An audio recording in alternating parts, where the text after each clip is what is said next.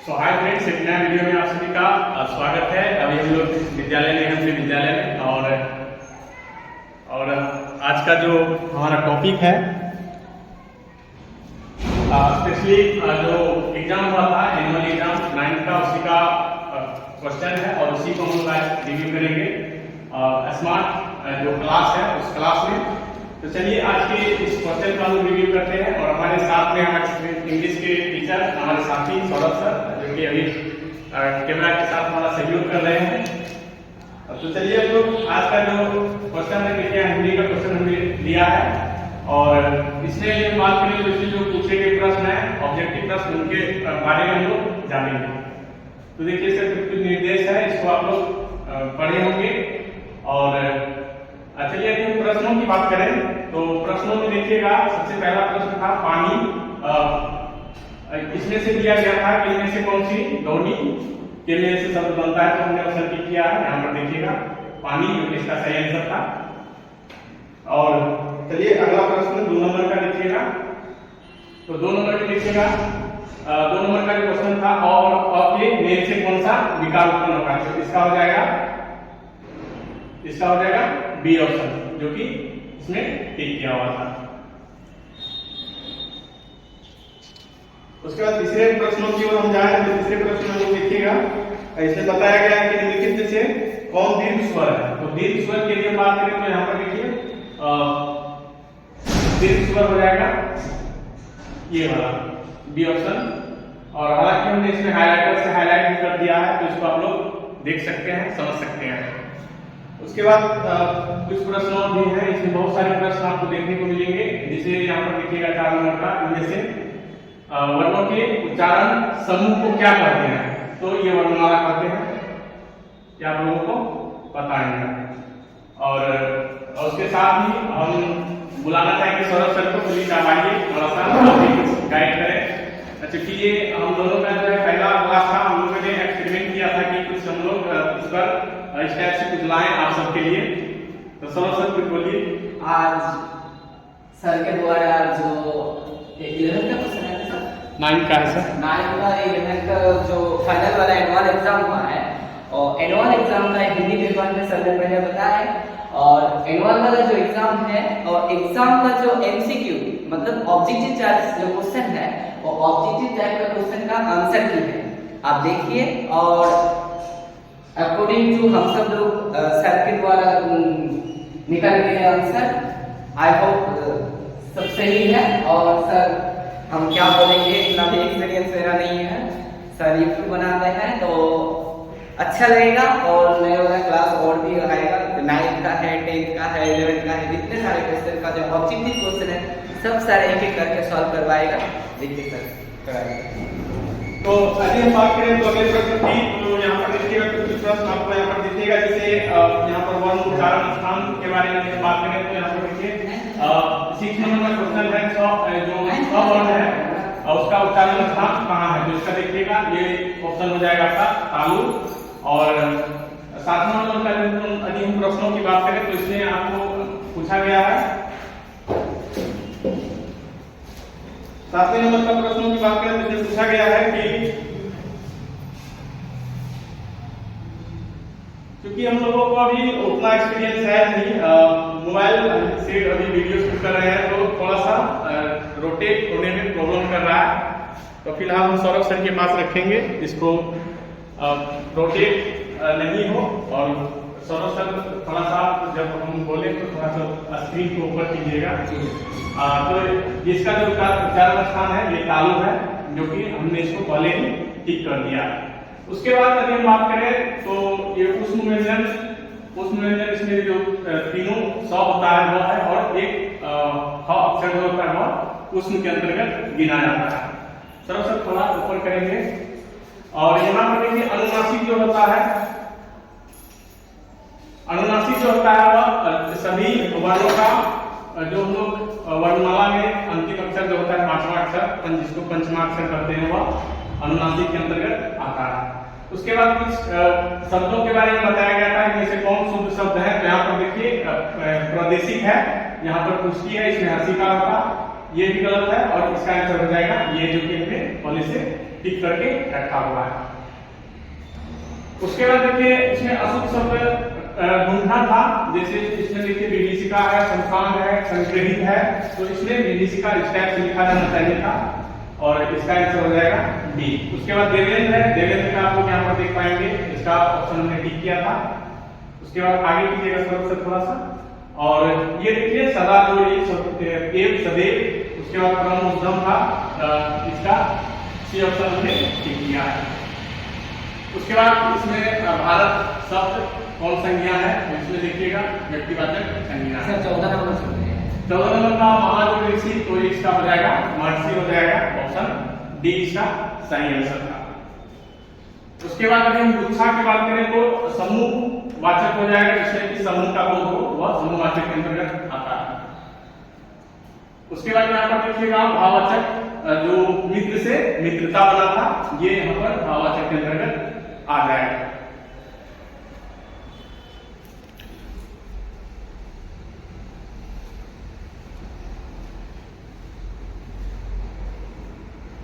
उसके बाद कुछ और प्रश्न है, जैसे चित्र शब्द किस लिंग का उदाहरण है, तो इसका हो जाएगा पुल्लिंग। उसके बाद किताब शब्द किस लिंग का उदाहरण है, तो ये हो जाएगा स्त्रीलिंग।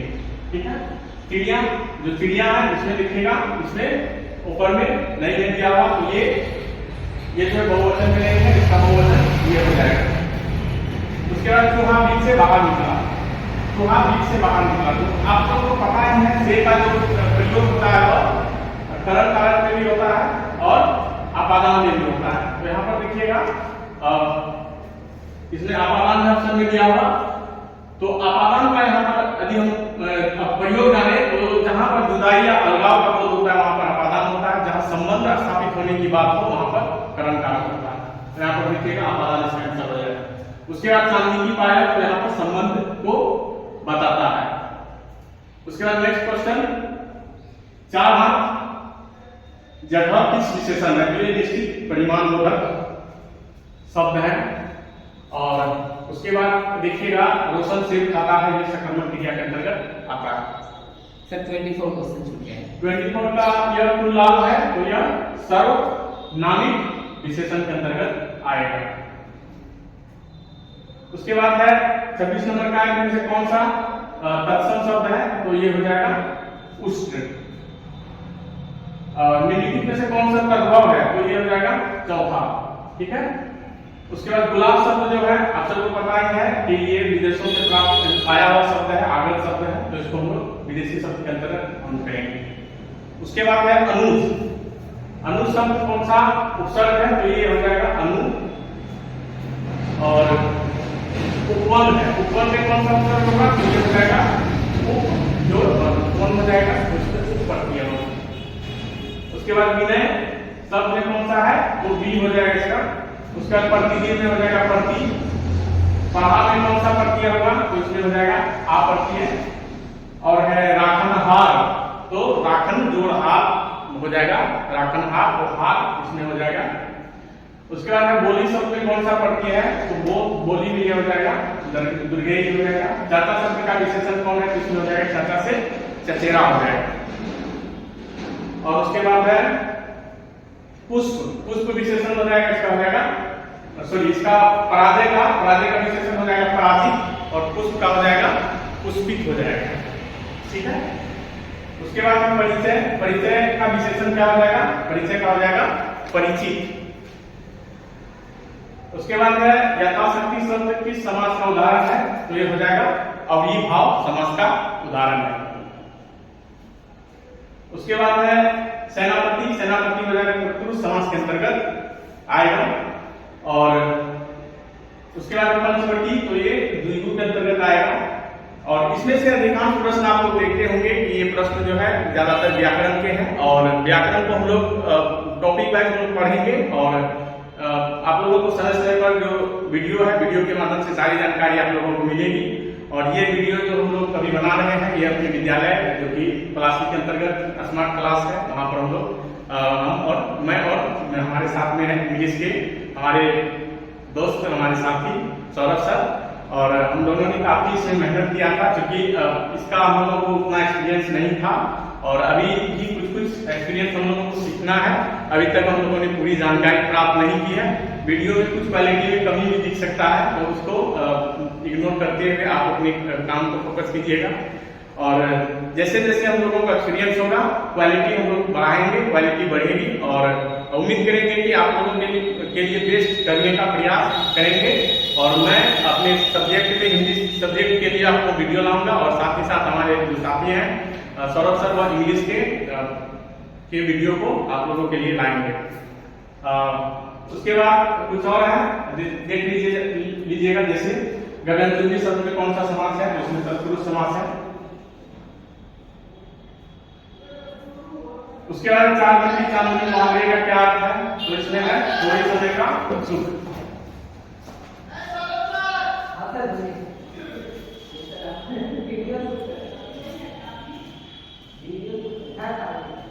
आंसू पोछना मुहावरे का क्या अर्थ है, तो इसका ऑप्शन में है क्लियर का बोध होना, धमकी देना,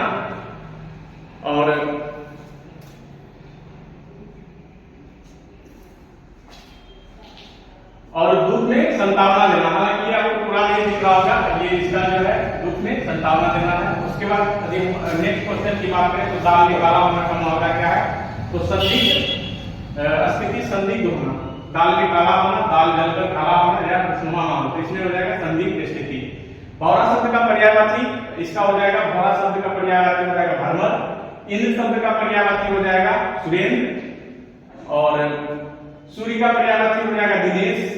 आया हुआ के लिए हम लोग आगत शब्द का प्रयोग करते हैं, और अस्त के लिए हम लोग जो अस्त का विलोम है वह उदय हो जाएगा। अस्त का मतलब अस्त होना, डूबना, उदय का मतलब होता है निकलना, ठीक है। अधम का होता है जो उत्तम, और गाय मैदान में घास चल रही है के लिए कौन सा वाक्य, ये जो है सरल वाक्य अंतर्गत आता है। वाक्य 3 प्रकार के होते हैं, सरल वाक्य, मिश्र वाक्य और संयुक्त वाक्य।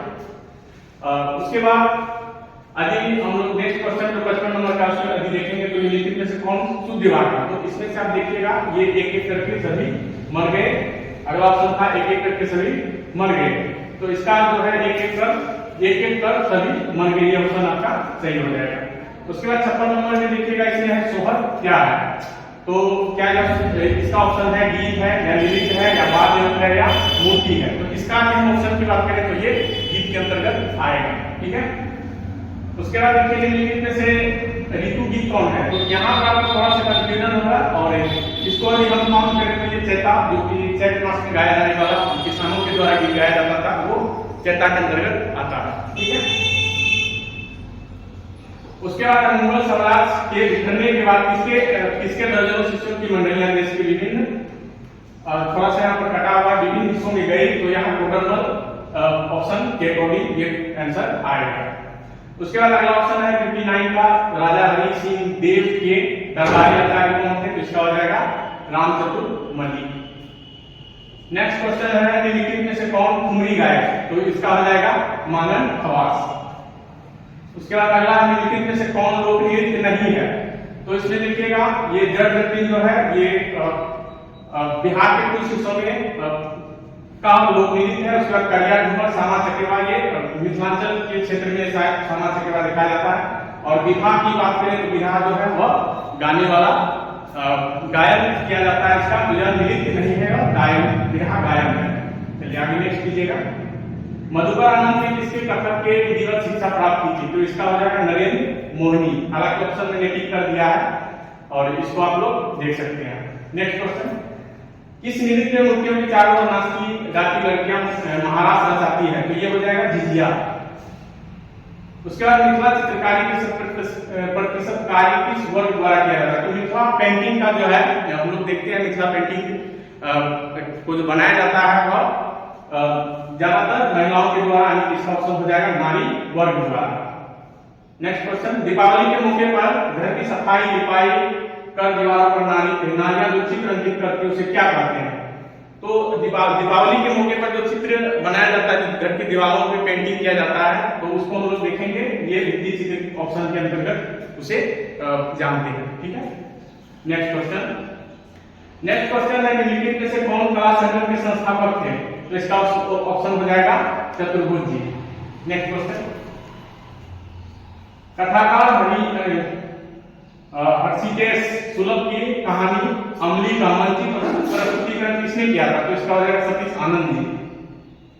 कालिदास रंगनालय कहाँ स्थापित है? तो ये कालिदास रंगनालय जो है वह बिहार में है, और यहाँ से यदि हम बात करें तो आप लोग जानते होंगे पंकज त्रिपाठी जो अभिनेता है बिहार के, वह जो है इसी रंगनालय में जो है अभिनय करते थे। यहाँ से फिर उन्होंने मुंबई का सफर किया और फिर जो एक्टर बने। उसके बाद अगला प्रश्न है प्रकाश झा कौन थे? तो ये प्रकाश झा को आप लोग जानते होंगे, उनकी बहुत सारी मूवी आई है जो आप लोग देखे होंगे। अपहरण मूवी है, और फिर अपहरण के बाद यदि हम बात करें गंगाजल मूवी है, जो इन्हीं प्रकाश झा के निर्देशन में बनी हुई मूवी है, जो कि बिहार की समस्याओं पर, माफियाओं की समस्याओं पर, माफियाओं पर विशेषकर ये मूवी बनाया था। उसके बाद 17 नंबर का क्वेश्चन है उदित नारायण की ख्याति किस रूप में है? उदित नारायण के बारे में जानते हैं, सुपौल जिले के अंतर्गत वो आते हैं, और वो जो है गायक है। अगला प्रश्न है निम्नलिखित में से किस शीर्षक पाठ की विधा कहानी है? तो ये लाल पान की बेगम ये कहानी है। लक्ष्मी नारायण सुधांशु किस पाठ के लेखक हैं? यदि हम लक्ष्मी नारायण सुधांशु की बात करें तो वो पूर्णिया जिले के अंतर्गत आते हैं, और ये जो है ग्राम गीत का मर्म के लेखक हैं। उसके बाद है अगला प्रश्न, भारतीय चित्रपट मुख से सवा फिल्मों तक शीर्षक पाठ की विधा क्या है? तो ये निबंध है। अगला प्रश्न, निम्नलिखित में से कौन शीर्षक कविता पाब्लो नेरुदा द्वारा रचित है? तो ये है कुछ सवाल प्रश्न है, ये आंसर इसका बी हो जाएगा। रुको बच्चों शीर्षक कविता के कवि कौन है? तो इसका है राजेश जोशी। उसके बाद है अगला प्रश्न है मैं नहीं बड़ी दुख की पति शीर्षक कविता किसकी है? तो ये महादेवी वर्मा की कविता है। नेक्स्ट प्रश्न, किस कहानी में तिलक दहेज और नेमम पट्टा विभेद विवाह आदि संगतियों के दस्तावेज प्रस्तुतिकरण किया गया है? तो इसका आंसर हो जाएगा कहानी का प्लॉट। लेकिन यहाँ पर यदि हम इसकी यदि हम बात करें तो आपको थोड़ा सा कंफ्यूजन यहाँ पर देखने को ये मिल सकता है कि इसी प्रकार का सेम कहानी का जो भाव है यहाँ पर सूखी नदी जो रामधारी सिंह दिवाकर के द्वारा रचित है, उसमें भी आपको देखने को मिल सकता है। लेकिन यदि हम दहेज प्रथा की बात करें या विरुद्ध विवाह की बात करें तो कहानी का प्लॉट इसका जो भोगजोगनी वाला है वो आपको याद रखना होगा। इसका आंसर हो जाएगा ए। ठीक है। नेक्स्ट प्रश्न, मुंशी जी के बड़े भाई क्या थे? तो मुंशी जी के बड़े भाई थे दरोगा। ठीक है। मगध के प्राचीन राजधानी कितने पर्वतों के मध्य बसी हुई थी? तो ये 5 पर्वतों के अंतर्गत बसी हुई थी। ठीक है। नेक्स्ट प्रश्न, तिब्बत के विद्वान इतिहास लेखक लामा तारानाथ सरनावल्ला किसकी जन्मभूमि थी? तो इसका हो जाएगा ऑप्शन ए सारीपुत्र की। उसके बाद है नेक्स्ट प्रश्न, नालंदा के खुदाई में बंगाल के किन राजाओं को के समय ताम्रपत्र और मूर्तियां प्राप्त हुई है? तो इसका ऑप्शन हो जाएगा ए धर्मपाल देव और देवपाल देव। ठीक है। नेक्स्ट प्रश्न, सब मिलाकर ग्राम गीतों पर प्रकृति कैसी है? इसको स्त्रीलिंग है। नेक्स्ट कीजिए, बिरजू किस कहानी का पात्र है? तो बिरजू की यदि हम बात करें तो फणीश्वर नाम रेणु द्वारा रचित लाल पान की बेगम कहानी का एक पात्र है, जो कि लाल पान की बेगम के अंतर्गत जो फणीश्वर नाम रेणु के द्वारा लिखा गया है। ठीक है। बम्बैया माता हिंदी मजे से बोल लेते हैं, इसका ऑप्शन हो जाएगा सावेदादा। विष्णु परमार का जन्म कहाँ हुआ था? तो उत्तर प्रदेश में हुआ था। नेक्स्ट प्रश्न, लेखक राम कुमार के लिए किसके घर की यात्रा तीर्थ यात्रा की तरह है? ये डी ऑप्शन हो जाएगा टॉल्स्टॉय का। जैसलमेर शहर किस राज्य में है? तो राजस्थान में है। निम्नलिखित में से कौन लेखक ललित निबंध के समर्थ और साक्षी हस्ताक्षर नहीं थे? तो ये हजारी प्रसाद द्विवेदी जो है इन्होंने ललित निबंध लिखा है, कुबेरनाथ राय इन्होंने लिखा है, गुरु गोविंद सिंह डॉक्टर विवेकी राय। तो इसका ऑप्शन गुरु गोविंद सिंह होना चाहिए। हालांकि ये ऑप्शन जो है गलत टिक हो गया है। ठीक है, आप लोग इसको लिखिएगा। लीलावती किस शीर्षक पाठ की पात्रा है? तो सूखी नदी के पुल जो रामधारी सिंह दिवाकर के द्वारा भूमि समस्या पर लिखा हुआ एक कहानी है, उसी का एक पात्र है। जालियांवाला बाग हत्याकांड के उपरांत औपनिवेशिक सत्ता के विक्षुब्ध होकर किसने नाइटहुड की उपाधि लौटा दी थी? तो इसको याद रखिएगा, रविन्द्रनाथ ठाकुर, जिन्होंने राष्ट्रगान लिखा था जो भारत का और बांग्लादेश का। ठीक है। हरिभोज के को कवि के रूप में सर्वाधिक प्रसिद्धि की इस महाकाव्य के कारण मिली, तो ये पीढ़ी प्रवास हो जाएगा, ठीक है। मतलब काव्य शीर्षक कविता में ओस किस प्रकार से बिखर गई है, तो ये मोती की तरह बिखर गई है, ऑप्शन ए। और नव रंग मुंडे टुकुल शीर्षक कविता, ये मैं मेरे बड़े दुख की बदली से लिया गया है। निहार किसकी रचना है, तो निहार कब देखिएगा, महादेव वर्मा की ये रचना है। रवि के सवाल शीर्षक कविता से बच्चन जी किस प्रकार कविता जो कहां से लिया गया, तो ये निशा निमंत्रण से लिया गया है, ठीक है। राम में भिखारी बनकर कौन खड़ा है, तो राम का राजा। नेक्स्ट, निम्नलिखित में से कौन कविता संबोधन शैली में लिखा गया है, तो ये पलक काव्य जो हरिभोज के द्वारा लिखा गया कविता है, ये संबोधन शैली में लिखा गया है। अनुभव के आकाश में चांद नामक कविता संकलन 1997 में किसे साहित्य अकादमी मिला था, तो ये लीलाधर बेगम को मिला था। रुको बच्चों में शीर्षक कविता 3 4 से जिसके प्रशिक्षण का हिस्सा है पुलिस अफसर का है, तो कौन के पास इसका पटकना निश्चित था, तो नीमू का। इस तरह से हम लोगों ने आज जो एग्जाम हुआ था 9th का, और उसका सारा एमसीक्यू जो क्वेश्चन था, ऑब्जेक्टिव टाइप क्वेश्चन, उसको हम लोगों ने देखा, और उम्मीद है कि आप लोगों को ये वीडियो अच्छा लगा होगा। और बस इसी तरह से हम लोग जितना भी 9th और 10th का है, 11th 12th का जो भी हिंदी से रिलेटेड या इंग्लिश से रिलेटेड है, सारा वीडियो के माध्यम से आप लोगों को सारी जानकारी देते रहेंगे। आज के इस वीडियो में बस इतना ही, आप लोगों से विदा लेते हैं, धन्यवाद।